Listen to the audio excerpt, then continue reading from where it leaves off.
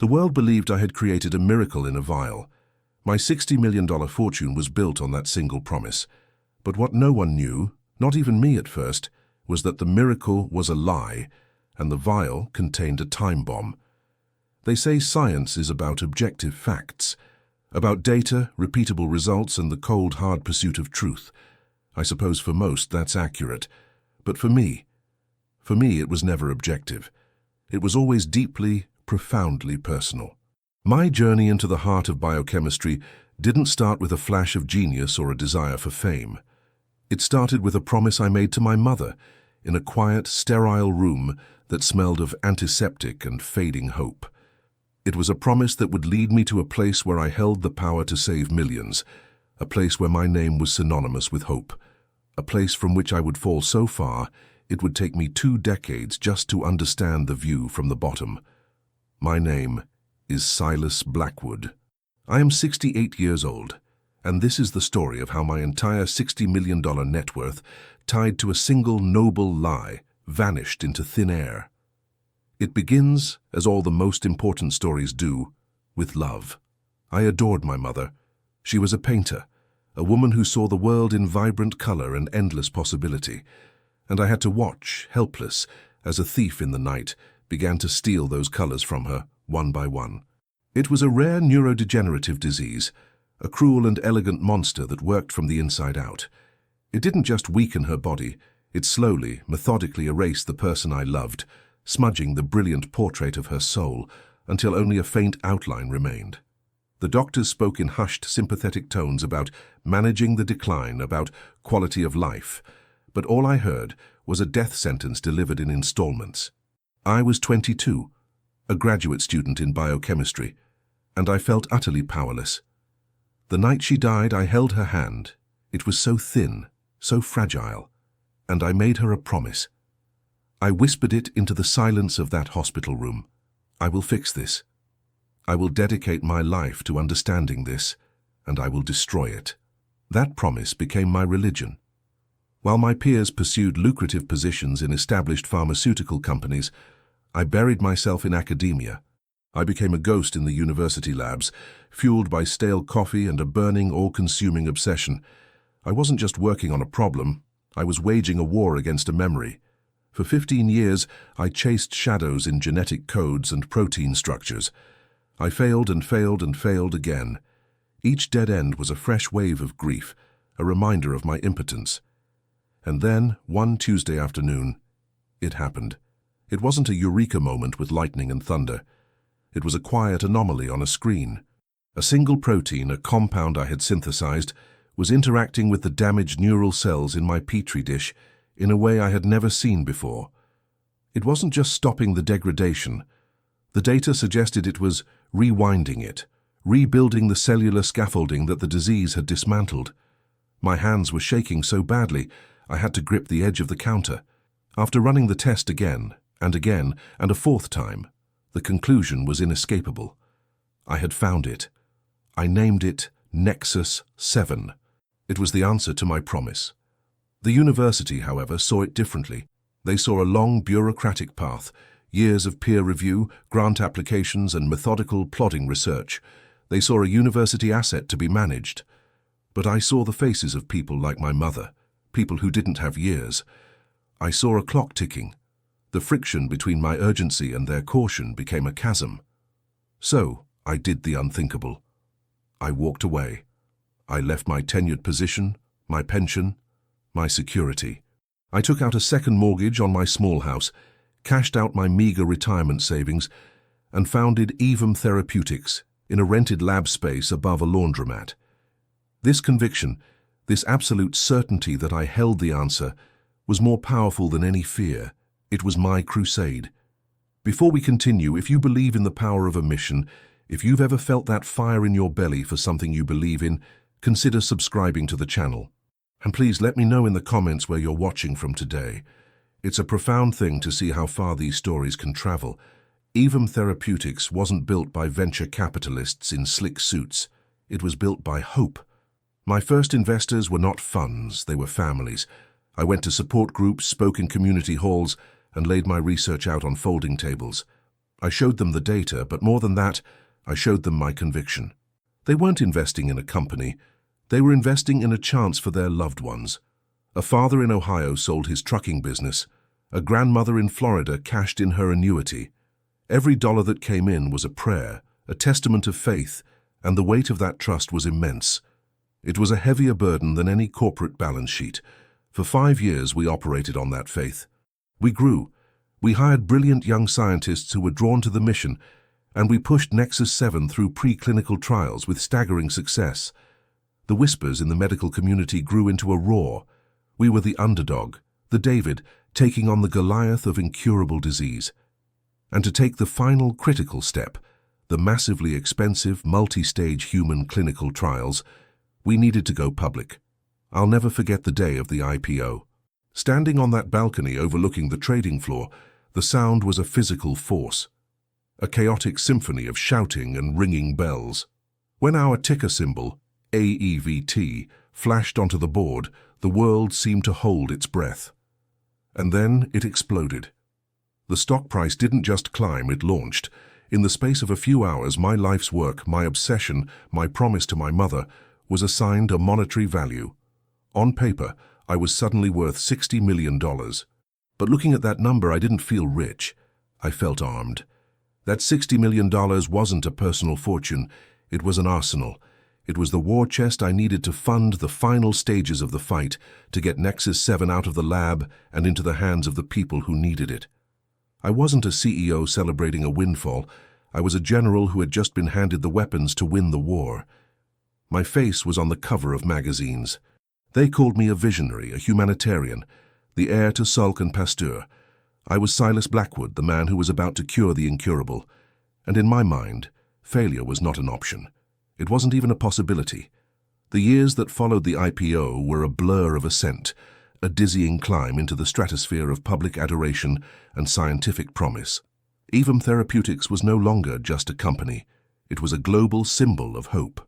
Our headquarters, which had moved from the cramped space above the laundromat to a gleaming tower of glass and steel, felt less like a corporate office and more like a cathedral dedicated to the future. People didn't walk through the halls. They made pilgrimages.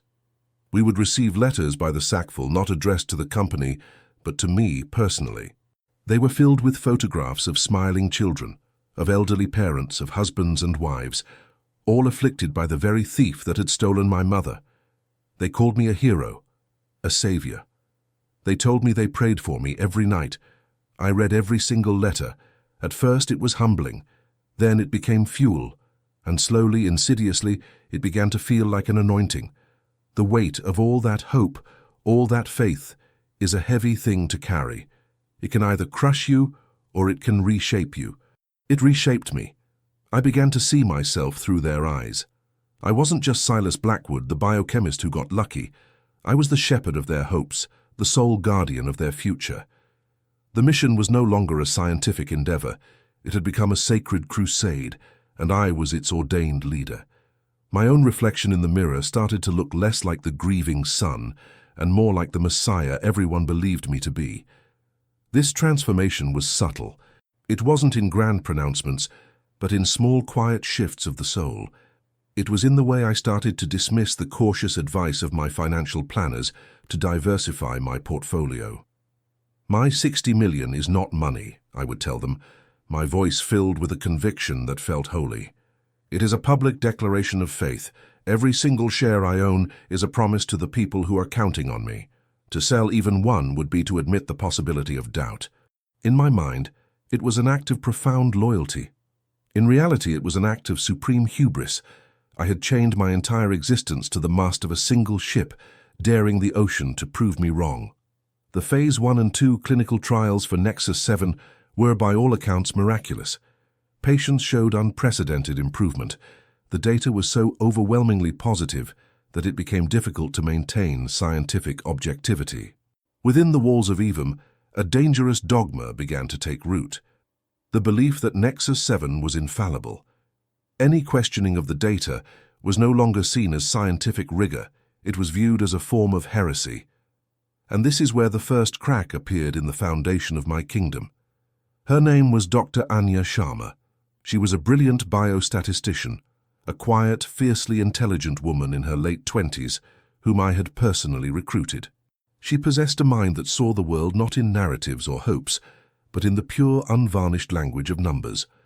One afternoon, she requested a private meeting. She entered my expansive office, a corner suite with panoramic views of the city that I had once scoffed at and now saw as my rightful command center. Clutching a tablet computer as if it were a shield. "Dr. Blackwood," she began, her voice steady, but laced with an undeniable tension. "I've been running deep sequence analytics on the Phase 2 data.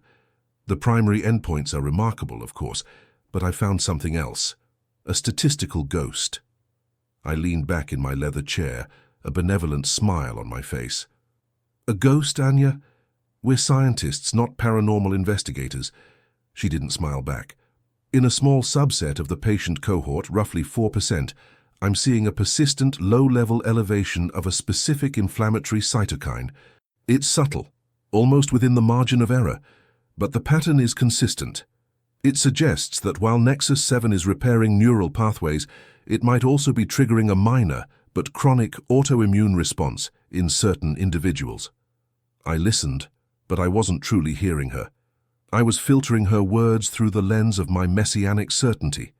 A 4% anomaly, a statistical ghost. I saw the thousands of letters on my desk, the faces of the children in the photographs.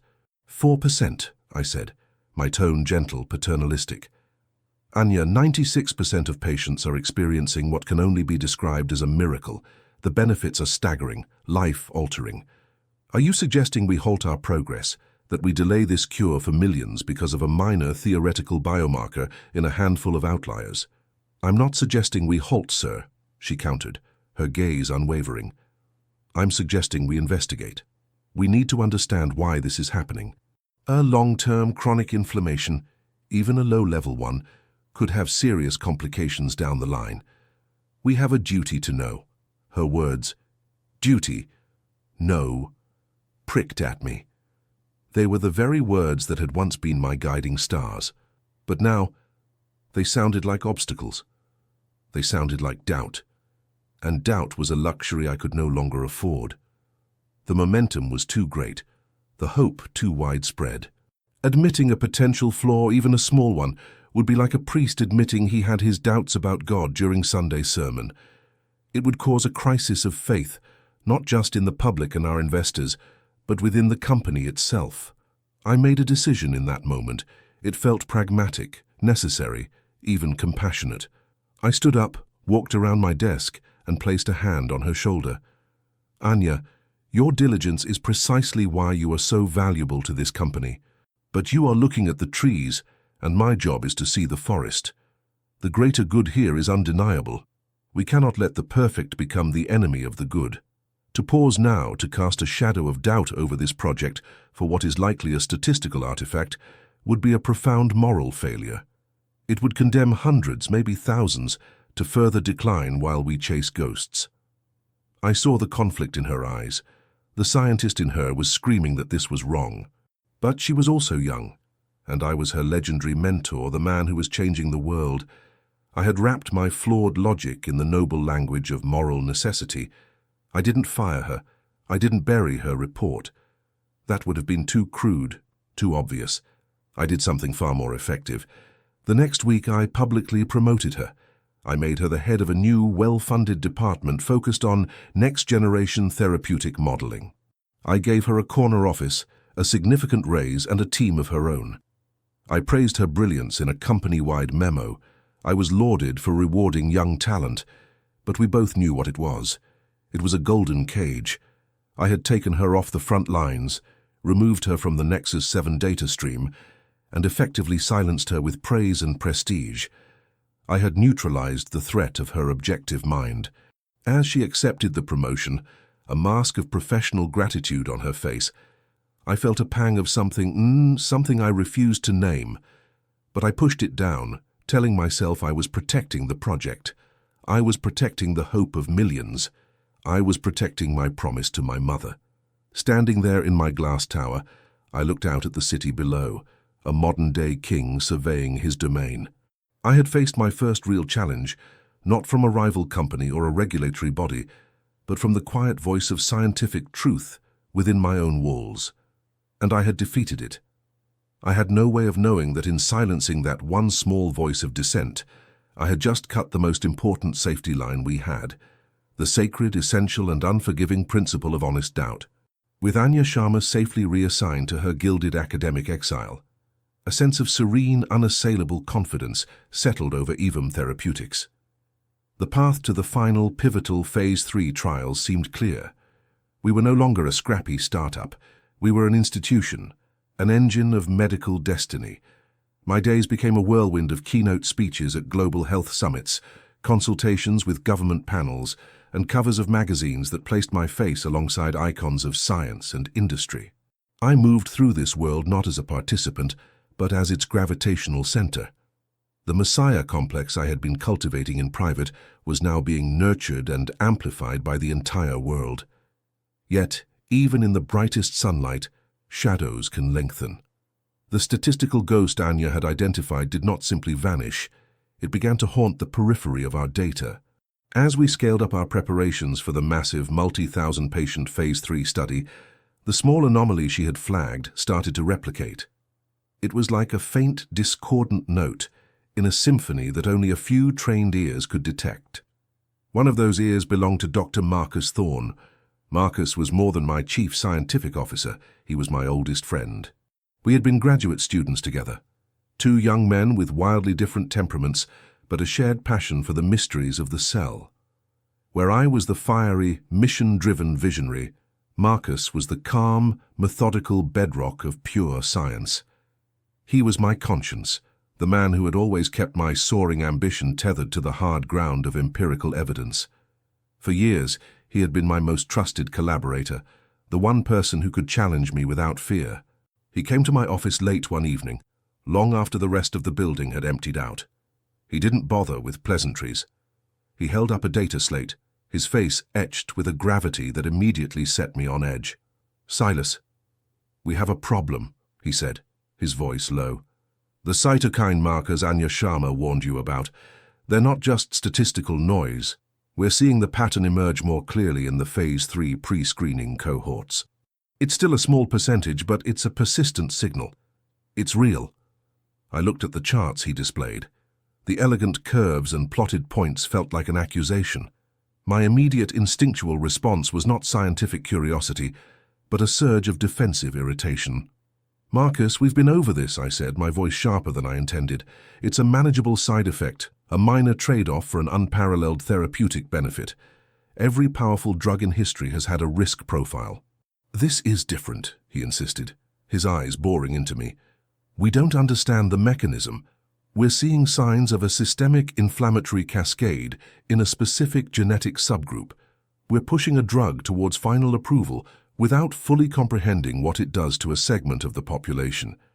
Ethically, Silas, we are obligated to disclose these findings to the FDA and the Trial Oversight Committee now. We need to pause and investigate this before we administer Nexus 7 to thousands of people." The word pause was like a physical blow. The entire financial and emotional architecture of Aevum was built on forward momentum. A pause would be a catastrophic admission of uncertainty. The stock would plummet. The media narrative would sour. The families who had invested their life savings, their very last hopes, would be devastated. I saw the entire magnificent structure we had built beginning to tremble. And so, standing at that precipice, I made the most fateful decision of my life. It was not a choice made in a fit of rage or overt malice. It was a cold, calculated decision born of a corrupted sense of righteousness. I believed with every fiber of my being that I was still serving the greater good. "We will not pause," I stated, the words feeling like stones in my mouth. "But we will be transparent." I walked over to my whiteboard, the frantic energy of a cornered man taking over. "We won't hide the data, Marcus. We will simply contextualize it. We'll present the cytokine markers, but we'll embed them within a much larger data set on overall patient improvement. We'll use a weighted statistical model, focusing on the net positive outcome. It's not falsification, it's emphasis. We are guiding them to the correct interpretation. Marcus stared at me, his face a mask of disbelief that slowly hardened into disgust. The correct interpretation? Silas, science doesn't have a correct interpretation. It has the truth. What you're describing is obfuscation. You're using complex statistics to bury an inconvenient truth in plain sight. It's a lie dressed up in the language of a scientific paper. It's the only way forward, I shot back, my voice rising. It's the only way to save this project from being derailed by a minor complication that affects a fraction of patients. Would you sacrifice the 96% to protect the 4%? Is that your idea of ethics? He was silent for a long time, the only sound in the vast office the faint hum of the city far below. When he finally spoke, his voice was hollow. The Silas Blackwood I used to know would never ask that question. He knew that his first duty was to the truth, no matter how inconvenient. You used to hunt for the truth, now you're just manufacturing a narrative that suits your mission. He placed his company ID and keys on my desk. I can't be a part of this. I resign, effective immediately. He turned and walked out of my life. The click of the closing door echoed in the silence like a gunshot. The departure of my oldest friend, my scientific compass, should have been a deafening alarm bell. It should have shattered my delusion. Instead, my corrupted mind rationalized it as his failure, not mine. He lacked the courage, the vision, the stomach for the hard decisions required to change the world. I told myself I was stronger, that my resolve was being tested and I was passing that test. In the weeks that followed, I pushed through the data submission to the regulatory agency exactly as I had planned. The report was a masterpiece of statistical misdirection, technically accurate in every detail, but morally bankrupt in its intent. It was approved. The Phase 3 trial was given the green light, fully funded, and set to be the largest study of its kind in history. The news sent Aevum stock into another euphoric surge. On paper, my net worth crested, for the first time, well above the $60 million mark. My financial advisors once again came to me, their faces earnest, practically begging me to diversify. Silas, just a fraction. Sell 10%, for prudence's sake. No one should be this exposed. I looked at them from across my expansive mahogany desk, a fortress of my own making, and I felt a sense of pity for their small-minded caution. They saw risk. I saw destiny. Selling my shares now, I told them, my voice calm and absolute, would be like a captain selling pieces of his life-saving ship before he's reached the shore. My full, undivided stake in this company is the ultimate symbol of my unwavering faith in this cure. It remains untouched, every last share. That night I stood on the balcony of my penthouse apartment, a glass of obscenely expensive whiskey in my hand, looking out at the glittering expanse of the city. I was receiving an award for humanitarian innovation the next day. My pocket buzzed with a news alert. A trade publication had picked up the story of Marcus Thorne's abrupt departure. They called it a shock resignation. I felt a flicker of emptiness, a profound sense of isolation. I had never felt more powerful or more completely and utterly alone. I had chosen the mission over the man, the narrative over the truth. The die was cast. And thousands of patients were about to enroll in a trial whose foundational data was built on a lie of omission. I took a drink, the whiskey burning a trail down my throat, and I toasted my reflection in the dark glass. I had won. The launch of the Phase 3 clinical trial was a global media event.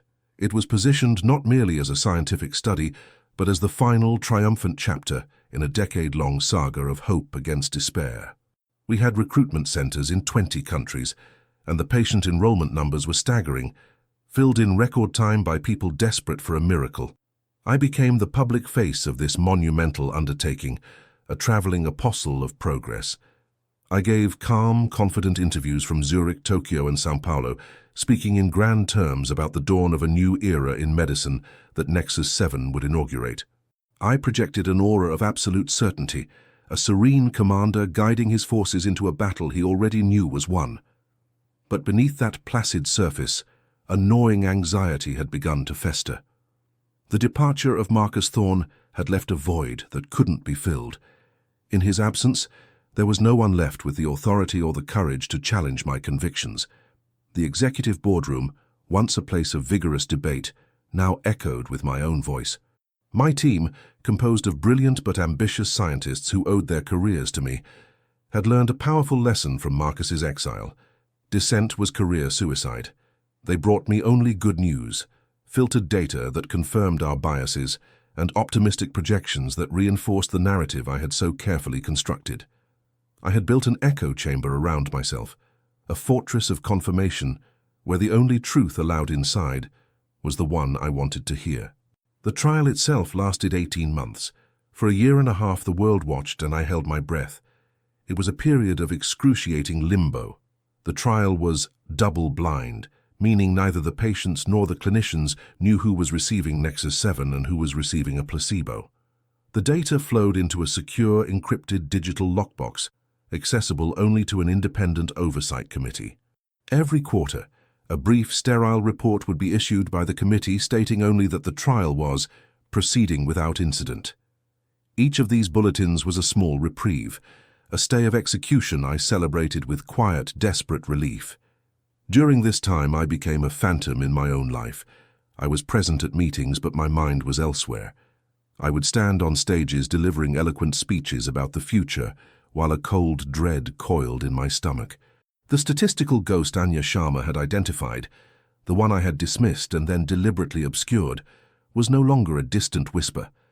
It was a constant, screaming presence in the back of my mind. I found myself rereading her initial report in the dead of night, tracing the lines of her graphs, seeing the stark clarity of her warning with a hindsight that was agonizing. I had convinced myself it was a minor risk for the sake of the greater good. But what if I was wrong? What if the risk wasn't minor? What if the good wasn't good at all? The day the trial concluded was unnervingly quiet.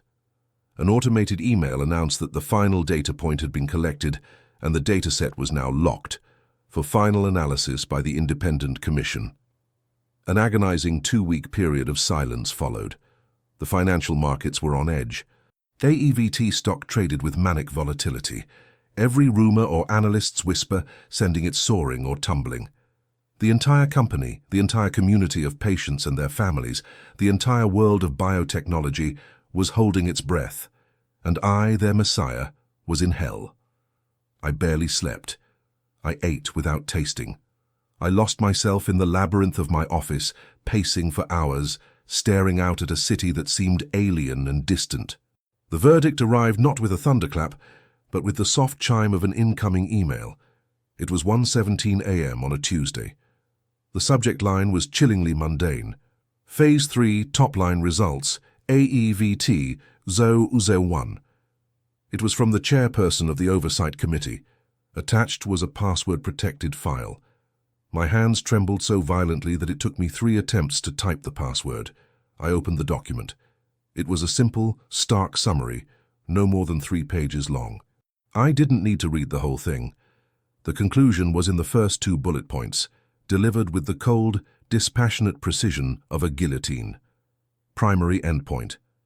The study failed to demonstrate a statistically significant improvement in the primary efficacy endpoint for patients receiving Nexus 7 compared to placebo.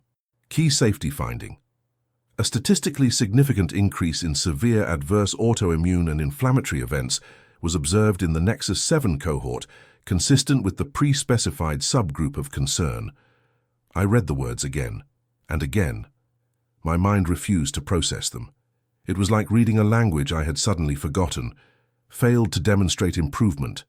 The miracle drug, the cure I had promised the world, was no better than a sugar pill. And then the second bullet point landed, the one that turned my failure into a catastrophe. Increase in severe adverse events. It wasn't just ineffective, it was dangerous. The ghost Anya had warned me about was not a ghost at all. It was a monster, and I had willingly unleashed it upon thousands of trusting people. A wave of nausea washed over me. The room began to spin. This wasn't just a scientific failure, it was a moral apocalypse. I thought of the father who sold his business, the grandmother who cashed in her annuity. I thought of the thousands of patients who had subjected themselves to this trial, filled with a hope I had personally manufactured and sold to them. I had not given them a cure. I had given them a lie, and for a vulnerable few I had given them a poison.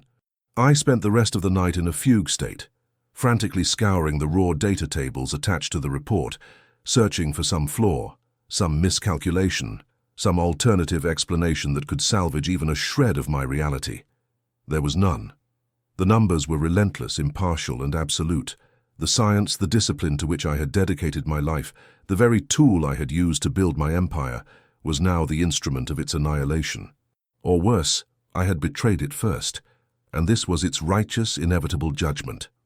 The sun began to rise, casting long, accusing shadows across my office. My legal and executive teams were already assembling for an emergency 6 a.m. board meeting. There was no longer any room for spin, for contextualization, for clever statistical footwork. The regulations were ironclad. Findings of this magnitude had to be disclosed to the public via a press release before the market opened at 9:30 a.m. As my chief legal officer began to draft the press release, a document that would vaporize billions of dollars in market value and destroy my life's work in a single sentence, I walked to the floor-to-ceiling window of my office on the 30th floor. I didn't see the sprawling metropolis below. I saw my mother's face, weary but smiling, in that hospital bed. I saw the faces from the letters, the hopeful, trusting eyes of countless strangers. And for the first time, in the stark, unforgiving light of dawn, I understood with perfect clarity what I had truly done. I wasn't a savior who had failed. I was a fraud who had been exposed. The market was set to open in less than 3 hours, and I was about to become the epicenter of a cataclysm of my own creation. What followed felt less like a series of events and more like a controlled demolition where every charge had been detonated at once. Before I describe the day my world disintegrated into dust, if this journey has made you think about ambition, about truth, about the lines we cross for what we believe in, please take a moment to subscribe. Your support is what makes sharing these lessons possible. And tell me in the comments, in your view, was Silas's greatest sin his noble intention that became corrupted, or the unethical actions he took to protect it? I'm genuinely curious to know what you think. The final hour before the market opened was the strangest, most surreal period of my life. The boardroom was a maelstrom of controlled panic. Lawyers were shouting into phones. Public relations executives were frantically wordsmithing the press release to be as minimally catastrophic as possible, an impossible task. And my executive team stared at me with a mixture of terror and accusation. I, however, was preternaturally calm. The agony of the preceding night had burned away all anxiety, leaving behind a hollow, crystalline clarity. I was no longer a participant in the drama. I was a spectator watching the final moments of a tragedy I had authored. At precisely 8 a.m. Eastern Time, the button was pushed. The press release, a sterile and brutal confession of our failure, was transmitted over the wire services. Its headline was a death sentence in 12 words. Aevum Therapeutics announces Phase 3. Trial of Nexus 7 fails to meet primary endpoint, raises significant safety concerns. For a few minutes, there was an unnatural silence in the digital world, the brief moment it takes for a shockwave to travel. Then the screaming began. My phone, which I had placed face down on the polished boardroom table, began to vibrate. It didn't ring. It simply quaked with a low, continuous hum, as if the device itself were having a seizure. Hundreds of emails, texts, and alerts were flooding its circuits. The landlines in the office began to ring, one after another, an incessant, discordant chorus of incoming doom. I didn't need to look at the screens. I could feel the collapse happening in the very air around me. The opening bell on the stock exchange at 9:30 a.m. was not a signal for trading. It was the starting pistol for an execution. The ticker symbol AEVT didn't just drop. It ceased to exist in any meaningful way. There was no dip or correction. There was only a void. The stock opened down 98% from its previous day's close. The price had fallen from over $200 a share to less than $3.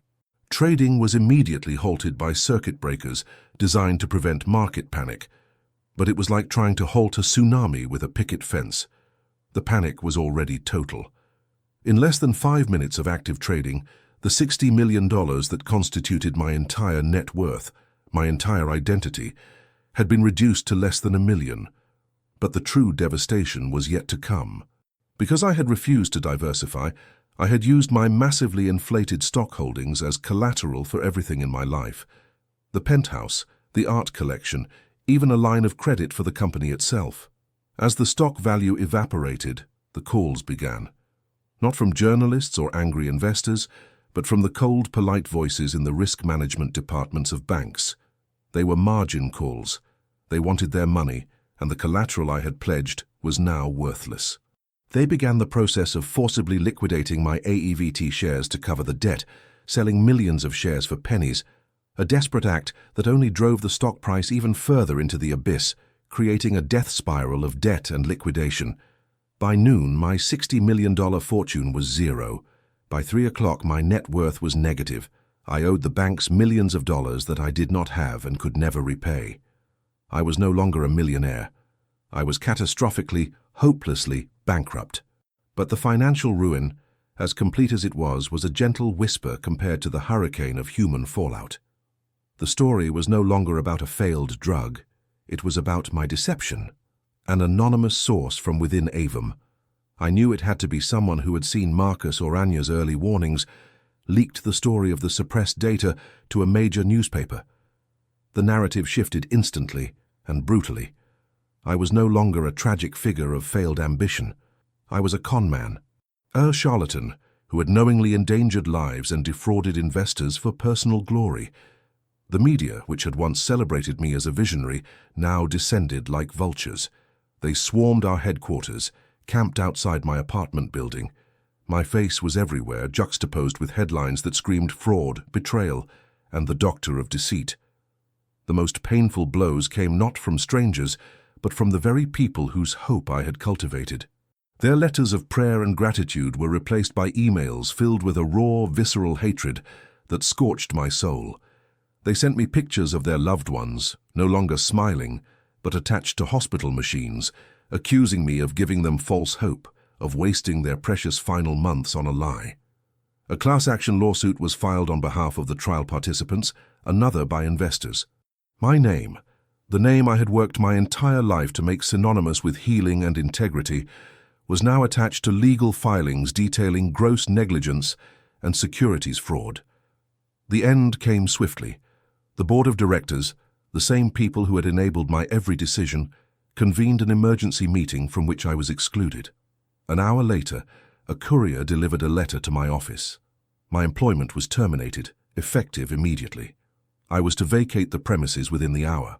Security guards, men who had greeted me with a deferential "Good morning, Dr. Blackwood" for years, stood impassively by my office door, their faces unreadable, as I packed a small cardboard box with a few personal effects, a framed photo of my mother, a couple of treasured textbooks, a tarnished university medal.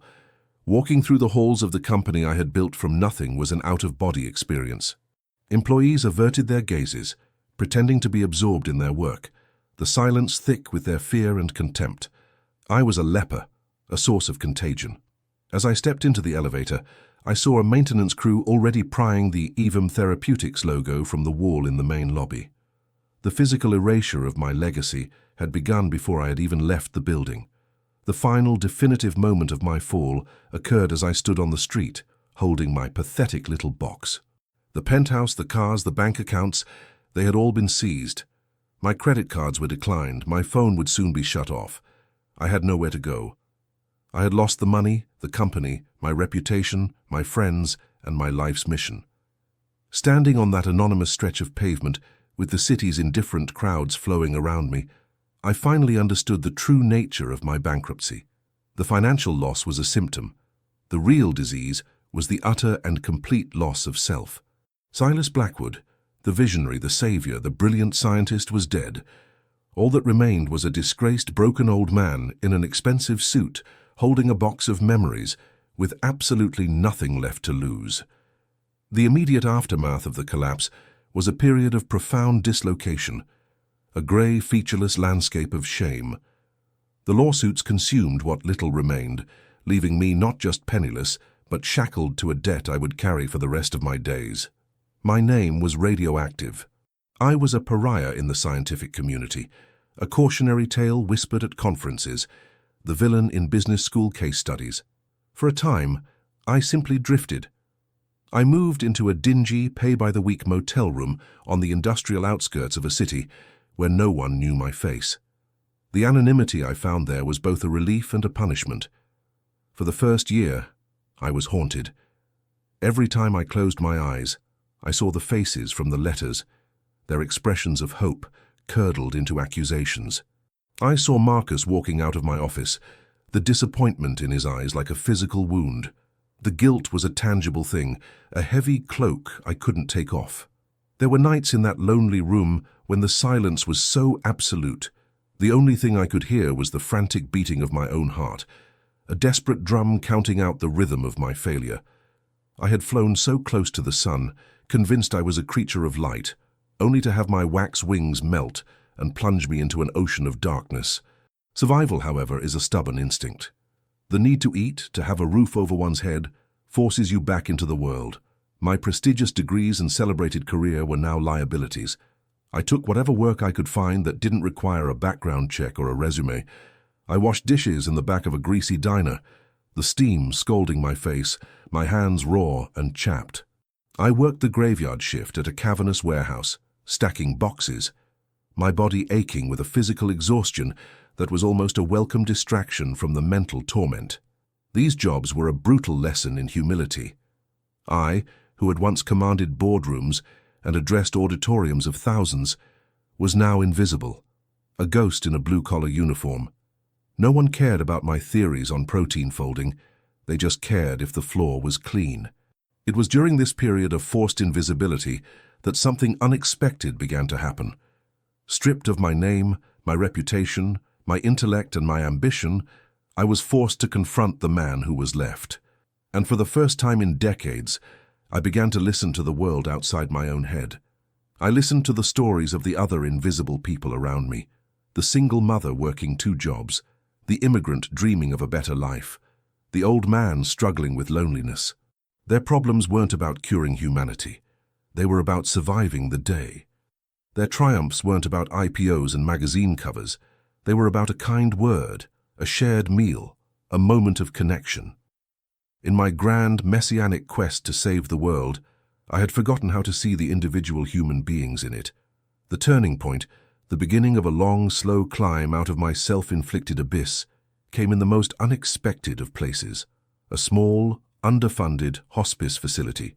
I had taken a job there as an orderly. It was difficult, emotionally draining work, changing bedpans, spoon-feeding the frail, and cleaning up the indignities of the dying.